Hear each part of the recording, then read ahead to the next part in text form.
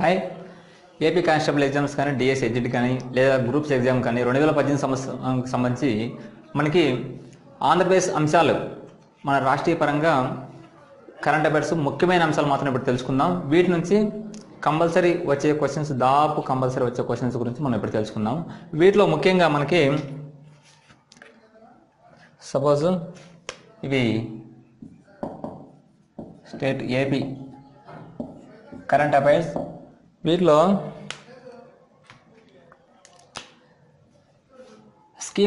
కార్యక్రమం వచ్చేసి పలకరింపు.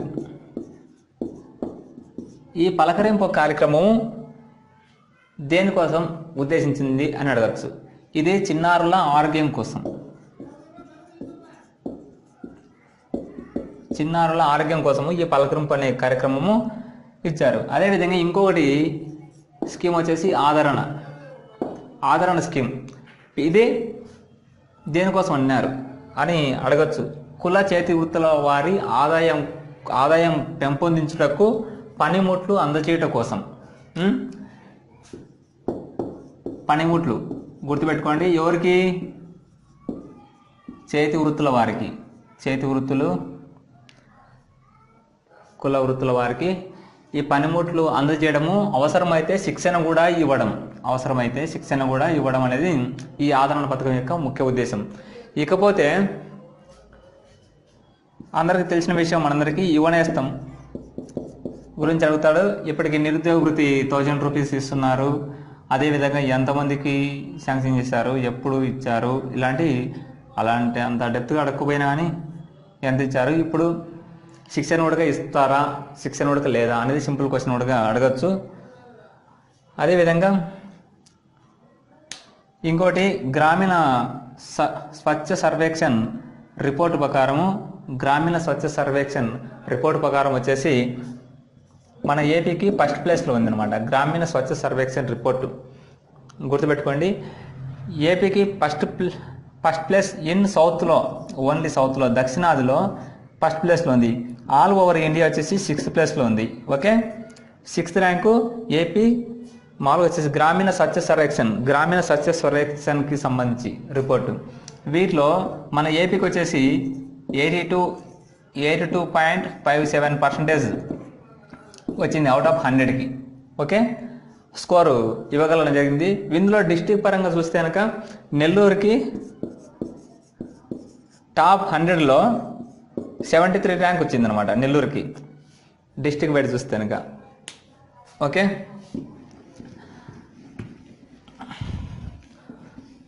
కేంద్ర ఆరోగ్య మానవ వనరుల నివేదిక ప్రకారము, కేంద్ర ఆరోగ్య మానవ వనరుల నివేదిక ప్రకారం చూస్తే కనుక మామూలుగా వచ్చే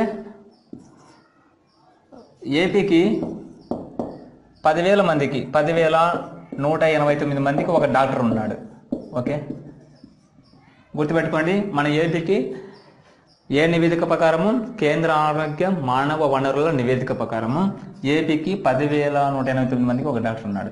అదే తెలంగాణకు వచ్చేసి 9,343 మందికి ఒక డాక్టర్ ఉన్నాడు. ఓకే, ఏపీకి గుర్తుపెట్టుకోండి. మామూలుగా వరల్డ్ హెల్త్ ఆర్గనైజేషన్ ప్రకారము 1000 మందికి ఒక డాక్టర్ ఉండాలి. ఓకే, ఇది ముఖ్యంగా గుర్తుపెట్టుకోండి. ఎంత వరల్డ్ హెల్త్ ఆర్గనైజేషన్ ప్రకారం అంటే ప్రపంచ ఆరోగ్య సంస్థ ప్రకారము ఎంతమందికి ఒక డాక్టర్ ఉండాలంటే 1000 మందికి ఒక డాక్టర్. ఇది అడిగే క్వశ్చన్. ఇప్పుడు ఏపీకి ఎంతమంది ఉన్నారంటే 10,189 మంది ఉన్నారని అర్థం. అదేవిధంగా అత్యంత పరిశుభ్ర నగరంగా విజయవాడ వచ్చింది. పరిశుభ్ర నగరం, అత్యంత పరిశుభ్ర నగరంగా విజయవాడ. ఈ విజయవాడ ఏ కేటగిరీలో వచ్చిందంటే పాపులేషన్ అబౌవ్ 10 lakh ఉన్న కేటగిరీలో అత్యంత పరిశుభ్ర నగరంగా వచ్చింది. అదేవిధంగా తిరుపతి వచ్చేసి 1 to 3 lakhs పాపులేషన్ ఉన్న నగరాల్లో, అత్యుత్తమ నగరాల్లో ఘన పదార్థాల నిర్వహణ కింద తిరుపతి అత్యుత్తమ నగరంగా వచ్చింది.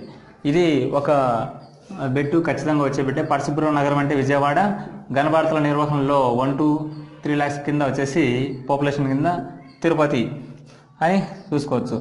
స్వచ్ఛ రైల్ స్వచ్ఛ భారత్ స్వచ్ఛ భారత్ కింద మన రైల్వే మంత్రి పీయూష్ గోయల్ గారు ఒక నివేదిక ఇచ్చారు. ఈ నివేదిక ప్రకారము మన తిరుపతి రైల్వే స్టేషన్ 3rd ర్యాంక్లో ఉందన్నమాట. A1 కేటగిరీలో, ఇది A1 కేటగిరీలో తిరుపతి రైల్వే స్టేషన్ ఫస్ట్లో ఉంది. అదే విజయవాడ రైల్వే స్టేషన్ 3rd ర్యాంక్లో ఉంది Tirupati railway station. Vijayawada railway station వచ్చేసి 4th ర్యాంకు. అదే వైజాగ్ వచ్చేసి 10th ర్యాంక్లో ఉంది A1 కేటగిరీలో. ఓకే, అదే ఏ కేటగిరీలో వచ్చేసి కర్నూలు, గుంటూరు ఉన్నాయి. Kurnool 4th rank and Guntur 10th rank ఉన్నాయి. ముఖ్యంగా చూస్తే కనుక స్వచ్ఛ రైల్లో Tirupati 3rd rank and Vijayawada 4th rank, Vizag 10th rank. ఇదేదంటే పరిశుభ్ర నగరంగా విజయవాడ, గణభారతుల నిర్వహణలో వచ్చేసి చిన్న ఉత్తమ నగరంగా తిరుపతి అనేసి ఉంది. ఇంకో విషయం ఏదంటే ఈ రైతు స్కీము దేనికోసం? ఈ రైతు స్కీము కొనుగోలుదారులకి రైతుకు మధ్య అనుసంధానకర్తగా, అంటే అమ్మకాలకు మార్కెట్ సదుపాయం కల్పించేందుకు ఈ రైతు పథకం అనేది ఉపయోగపడుతుంది. గుర్తుపెట్టుకోండి, కొనుగోలుదారులకి రైతులకి మధ్య. అదేవిధంగా ఇప్పుడు ముఖ్యంగా ఈ మధ్య మన స్టేట్ విడిపోయిన దగ్గర నుంచి మనకి సపరేట్గా రాష్ట్రీయ పుష్పం లాంటి ఇచ్చారు. ఈ ఆంధ్రప్రదేశ్కు సంబంధించింది ముఖ్యంగా జీకే బిట్ ఇంపార్టెంట్.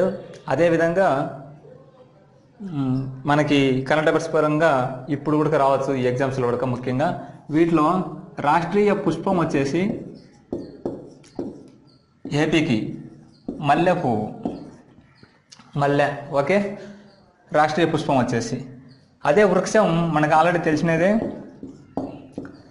వేప, ఓకే. జంతువు కృష్ణజింక ఉండేదే. పక్షి వచ్చేసి రామచిలక, ఓకే. ఈ నోటిఫై చేసుకోండి. పుష్పం, మల్లె, పక్షి, రామచిలక గుర్తుపెట్టుకోండి. అదేవిధంగా ఏపీకి అధికార చిహ్నం ఖరారైంది, కొత్త స్టేట్ కాబట్టి. మనకు విడిపోయిన తర్వాత అధికార చిహ్నం తెలియజేయండి. వీటికి వచ్చేసి అశోకుని చక్రం మధ్యలో అమరావతి బౌద్ధ సంస్కృతి ప్రతిబింబించేలా రూపుదిద్దారనమాట. వీటికి సంబంధించి వీటిలో ఈ ధర్మచక్రంలో 3 వర్తులాలు ఉంటాయి. ఈ వర్తులాలకు ఆకులు దివ్యరత్నాలతో అలంకరించి ఉంటాయి అన్నమాట. ఆకులు దివ్యరత్నాలతో అలంకరించి ఉంటాయి. ఈ 3 వర్తులాల్లో లోపల వర్తులంలో వచ్చేసి 48 పూసలు ఉంటాయి. అదేవిధంగా మధ్యవర్తులంలో వచ్చేసి 118 ఉంటాయి పూసలు. అదేవిధంగా వెలుపలి వర్తులంలో 148 పూసలు ఉంటాయి, ఓకే. గుర్తుపెట్టుకోండి, లోపలి వర్తులంలో 48, మధ్య వర్తులంలో 118, వెలుపలి వర్తులంలో 148 ఉంటాయి. అదేవిధంగా చూస్తే ఇక్కడ అశోకుని చక్రం కింద ఈ లోగోకి కింద ఏమని రాసిందంటే గుర్తుపెట్టుకోవాలి, సత్యమేవ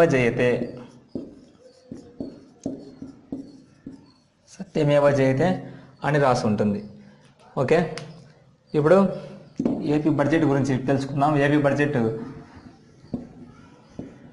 2018-19 సంవత్సరానికి గాను ఏపీ బడ్జెట్ ఎంత వచ్చిందని తెలుసుకుందాము. ఈ ఏపీ బడ్జెట్ని యనమల రామకృష్ణుడు ప్రవేశపెట్టాడు. ఎప్పుడంటే మార్చి 8న 2018 ఏపీ బడ్జెట్ ప్రవేశపెట్టారు.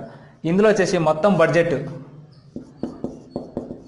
టోటల్ బడ్జెట్ 191,063 crores, 63 కోట్లు ఉంది. 191,000 కోట్లు మొత్తం బడ్జెట్ ఉంది.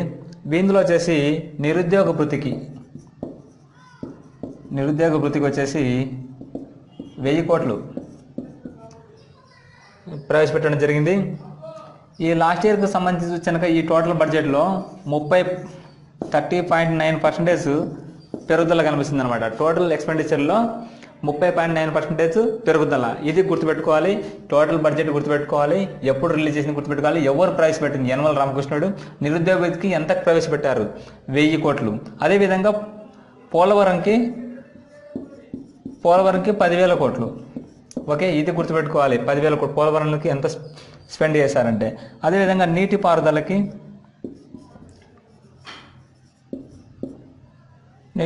సంబంధించింది 16,978 కోట్లు. ఓకే, అది గుర్తుపెట్టుకోండి. 16,978 కోట్లు నీటిపారుదలకు సంబంధించింది. ఇకపోతే ముఖ్యంగా వ్యవసాయం అనుబంధాలకి సంబంధించి 16,000 కోట్లు ప్రవేశపెట్టడం జరిగింది. 19,000 కోట్లు ప్రవేశపెట్టడం జరిగింది వ్యవసాయ అనుబంధ రంగాలకి.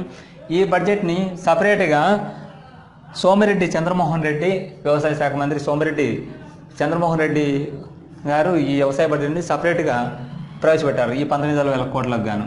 గుర్తుపెట్టుకోండి. ముఖ్యంగా గుర్తుపెట్టుకోవాల్సింది ఏంటంటే టోటల్ బడ్జెట్ నిరుద్యోగ భృతికి సంబంధించింది 1000 కోట్లు, పోలవరానికి 10,000 కోట్లు, నీటిపారుదల 16,978 కోట్లు, వ్యవసాయానికి 19,000 కోట్లు. ఇది అదేవిధంగా ఏపీ ఆర్థిక సర్వే గురించి చూద్దాం. ఏపీ ఆర్థిక సర్వే 2018-19. ఓకే, ఈ ఆర్థిక సర్వే ప్రకారము మన పాపులేషన్ 5.10 crores. మన జనాభా వచ్చేసి ఈ ఆర్థిక సర్వే ప్రకారము 5,10,00,000 మంది ఉన్నారు. తలసరి ఆదాయం వచ్చేసి తలసరి ఆదాయం 1,42,054 రూపాయలు. 1,42,054 రూపాయలు తలసరి ఆదాయం మన ఏపీకి. ఓకే, అదేవిధంగా ప్రస్తుత ధరల ప్రకారము జిఎస్డిపి ఇది ముఖ్యంగా గుర్తుపెట్టుకోవాలి. ఇందులో వచ్చేసి 8,03,873 కోట్లు జిఎస్డిపి. దీనికి అభివృద్ధి వచ్చేసి లాస్ట్ ఇయర్ కన్నా ఇప్పుడు 11% డెవలప్మెంట్ అని ఈ సర్వే చెప్తుంది. ఈ సర్వే ప్రకారం మనం గుర్తుపెట్టుకోవాల్సింది పాపులేషన్ 5,10,00,000 మంది. మామూలుగా తలసరి ఆదాయము 1,42,054. ఓకే, జిఎస్డిపి వచ్చేసి 8,03,873 కోర్సు. 11% వృద్ధి సాధించవచ్చని ఈ సర్వే ప్రకారం తేలింది. ఇది రాష్ట్రీయ అంశాలు. ఇవి ముఖ్యంగా వీటి నుంచి కొన్ని బిట్స్ వచ్చే అవకాశం ఉంది. ఇవే కాకుండా పూర్తిగా ప్రిపరేషన్కి కొన్ని పీడిఎఫ్స్ మీకు మెయిల్ ద్వారా పంపిస్తాను. Thank you.